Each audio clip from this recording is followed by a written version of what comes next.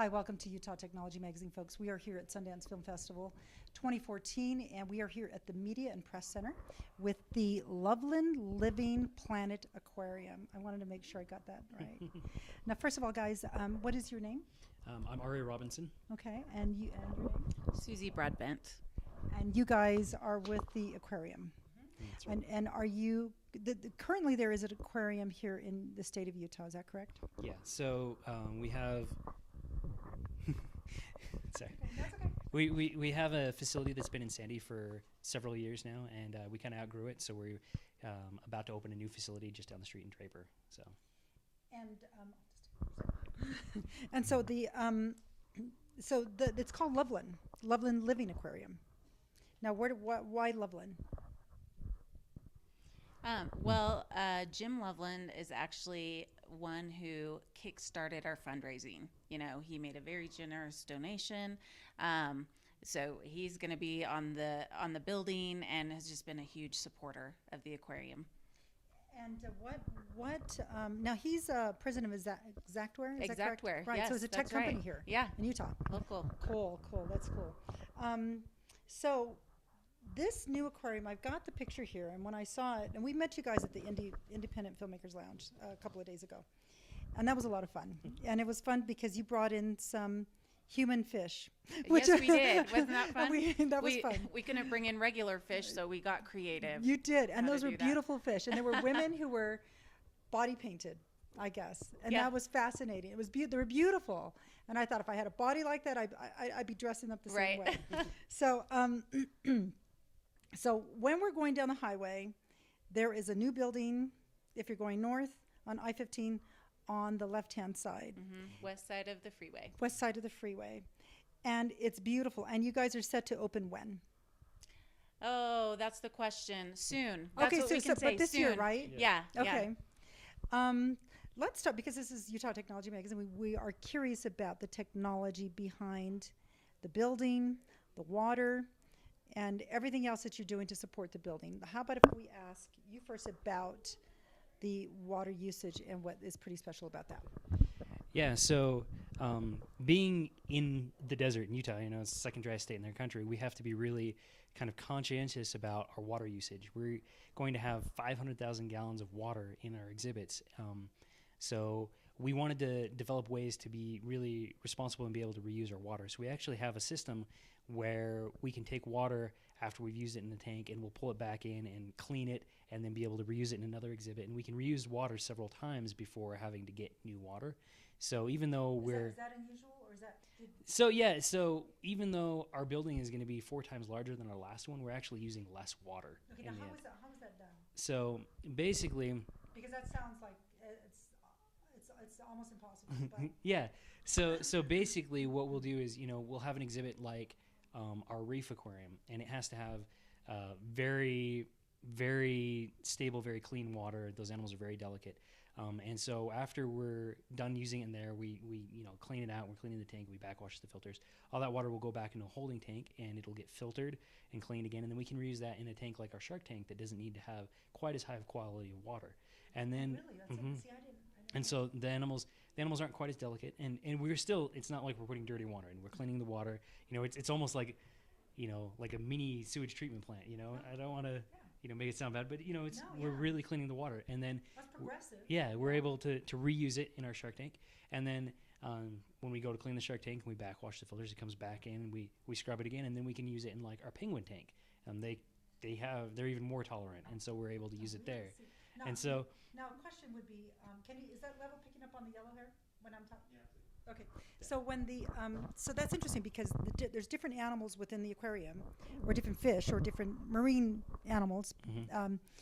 Are they some hardier than others? yeah, so a lot of them are more hardier than others, or you know, so to use the example of like the sharks versus the penguins, you know, the sharks, they're a fish, they're breathing the water through the gills and everything, but the penguins, being a bird, they breathe the air. They don't get as much from the water, you know. Right. So they're 'Cause swimming they're in land it. as well. Yeah, Okay. yeah. So they're going up on the land. They're swimming in the water, but they're not doing they're not spending their entire life in the water. They're not filtering the water over their gills to breathe, you know. Okay. So they're not as susceptible to having to have the most pure, perfect water.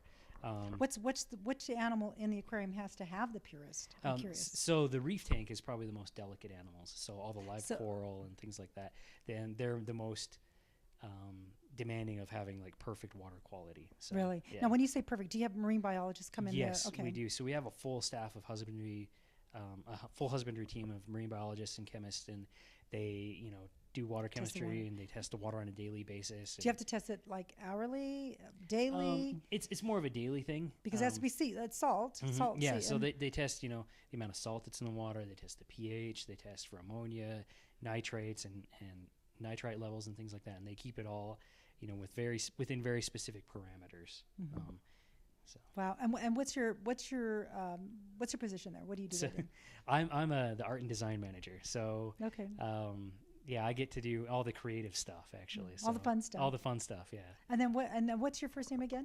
Suzy, and I'm the marketing director. Okay. So I get to promote all the fun stuff that's happening over there. Right. Okay. And did you guys ever think that you would be working in an aquarium in Utah? You know what? I've always loved the aquarium, and the opportunity came up to be a part of the Loveland Living Planet Aquarium, and it's like a dream position to be around the animals and then this beautiful facility that's coming up. It's pretty exciting. Yeah, I bet. Yeah. Yeah, for me, I've actually been with the Living Planet Aquarium for 15 years, so way back. So you're with the original. I was back before we had any aquarium, and then I started off as a volunteer, and I helped out with building. We used to be in the Gateway Mall forever ago. I'm in a little 10,000 square foot facility, and then we were in Sandy and 43,000 square feet, and now I got to help design the new 136,000 square foot building. So and that's big, isn't it? It's kind of, it's huge.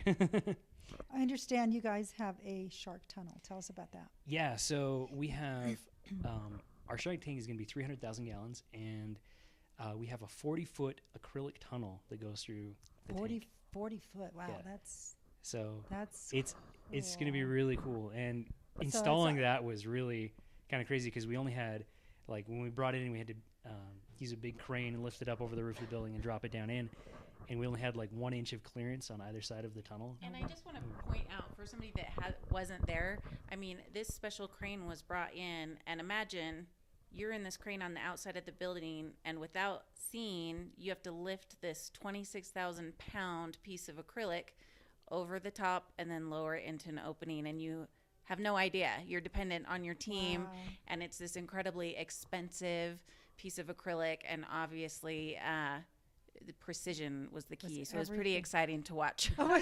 Yeah. So you watched everybody. Yeah, it's definitely a nail-biting experience. So that's funny. That's interesting. So that should be pretty cool. Now, so when you say a tunnel, people will walk underneath it. Yes, that's correct. And then above them will be... There'll be sharks swimming around above them. Yeah, so... Wow. You'll be kind of completely surrounded on both sides and on top of you with sharks and sea turtles and different marine life swimming all around you. So it'll be really cool. Now, you also have, I believe you have, let's talk about the design. Okay, first, before we leave, let's talk about the type of, we have penguins, we have sharks. Mm-hmm. Any octopus? Yes, we do have an octopus. Yeah, we have a giant Pacific octopus. So the exhibit, 4 exhibit galleries that display different areas of our world. So we have a gallery that's the Amazon rainforest. Oh, okay. And it's, we designed it to be really immersive. So we have all these live trees that are, 30 feet tall. And you mean within the building? Within the building. So it's like a big greenhouse. So there's all these trees that are, 30-foot tall palm trees and like mango trees and fig trees and stuff. That are actually living in the building, yeah. Wow. And then we'll have free flight birds and that are flying above us? They'll fly around. They can go anywhere because they're not in a cage. They're just in the exhibit. They can fly around. Oh, wow. And then down in the bottom when you first enter the exhibit, there's like streams and pools that have like freshwater stingrays and turtles and ducks that live in the rainforest and small fish and things like that. And then we have bigger exhibits with like an anaconda and piranhas and caiman.